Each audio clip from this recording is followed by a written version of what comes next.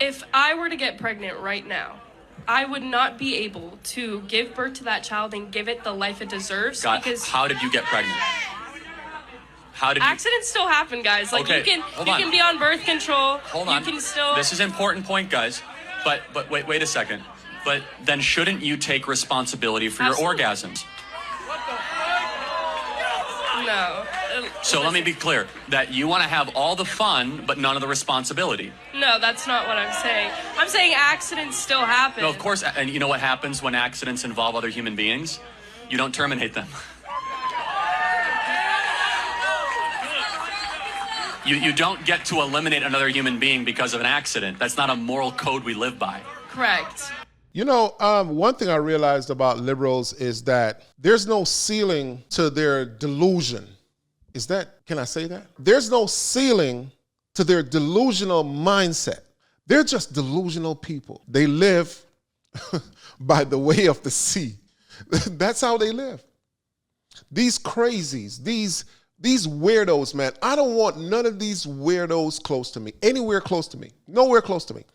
And I don't want to be nowhere close to these weirdos because that's what they are. Liberals are weirdos, straight weirdos. I don't care if you're wearing a suit. I don't care if you worked in the White House. I don't care if you're in government. Once you say you're liberal, you just come off as a weirdo. That's what liberals are, man. And, you know, at the same time, when you think about liberals these days, one thing comes to mind is evil people, because we have seen how dirty, how down and dirty they get, and how evil these people are. These weirdos, man. They're evil, disgusting human beings. Let's play this other video. What percentage of blacks have a father around when they're raised? I'm not sure. 20%. So 80% of blacks do not have a stable father around. It is the most predictable way to end up in prison, end up as a or a criminal. And it's not a racism problem. It's not a white supremacy problem. It's a fact that black fathers impregnate women and they don't stay around with the women that they have impregnated. Charlie Kirk, do you think that happens more in the black community compared to others? It's threefold. Number one, we subsidize single motherhood. Number two, it's culture. It's accepted in the black community. And it shouldn't be. Culture. Okay. Don't take my word for it. Read Thomas Sowell's own book on how black culture allows single motherhood to continue into a nanny state type practice. 75% of black youth are raised without a father in the home. 75%. Is that a bigger problem or not a bigger problem than whiteness, white privilege, or white supremacy? They should all be addressed and they're all related. Okay, how is a white person to blame? Wouldn't it be more like smarter to be like, hey, that this is not about systemic racism. Like, stop impregnating your women and abandoning them? See, this is where I agree with him.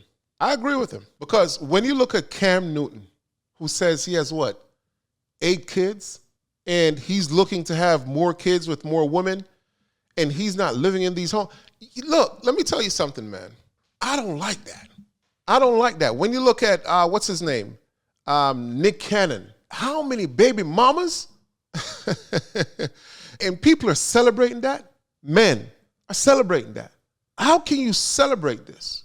You know, yeah, to each his own and everything, but, you know, if you want to outrage, let's create an outrage, you know, towards, you know, the black community, the black women who are having abortion at a high level. Forget Target. Let's come out and boycott that. Let's boycott and push that outrage of black men overpopulating what they can't handle. And you'll see that a lot of people get upset with Charlie Kirk because he speaks the truth. The truth is the truth. I don't have an issue with that. Where's the lie? Where's the lie, y'all? Tell me, where's the lie? What is this man saying that is false? It's not systemic. This is a decision that's made by 2 people, 2 individuals, man, woman. That's it. You can't pull out. You can't use contraceptives. What's the problem? When we look at the rate of STD in Houston and in Atlanta, that should tell you something. 100%. Is this man lying? No, he's not. Let's watch the next video. Charlie Kirk got shot and killed. How do you feel? Happy. Goodbye. Wow.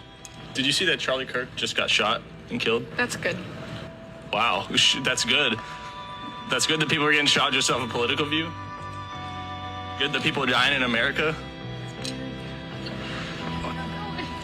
Did you see that Charlie Kirk got shot and killed today? Yes, I did. How do you feel about that? I don't really have any feelings about it. Who are you? Charlie Kirk got shot and killed today. We're just getting people's opinions. How do you feel about that? Girl, someone had to do it. And that's how I feel at this point in time. But Yeah, I appreciate your honesty. I truly do. So you said someone had to do it. wow. Yes. Try not to get all pulled up into that, but he was a misogynist.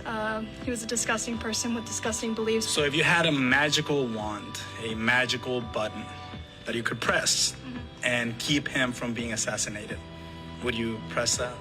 No, I think things happen for a purpose.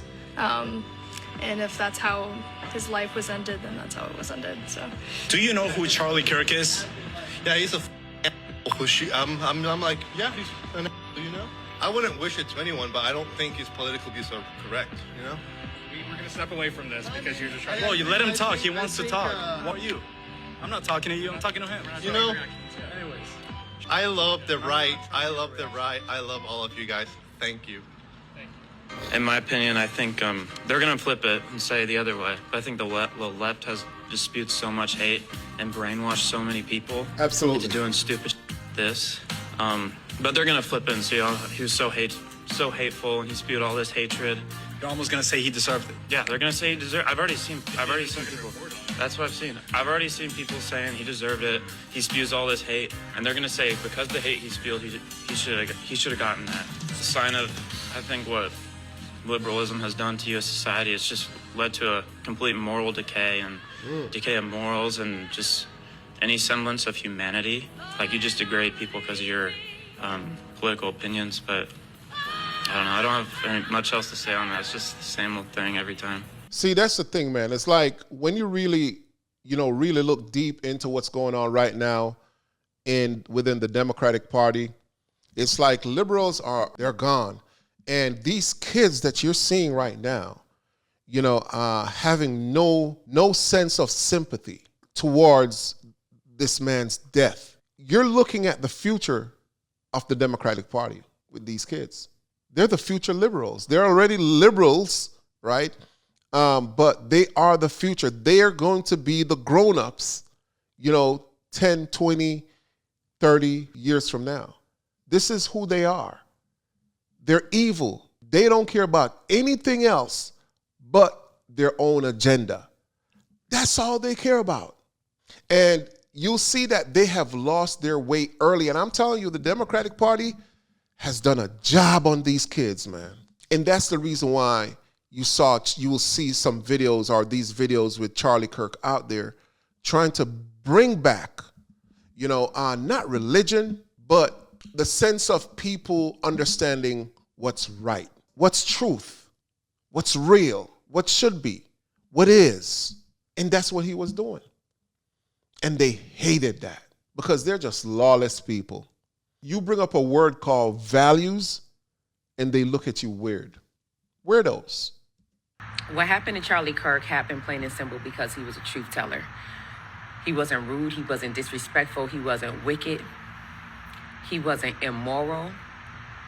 What happened to Charlie Kirk, the assassination of Charlie Kirk happened because he was a truth teller.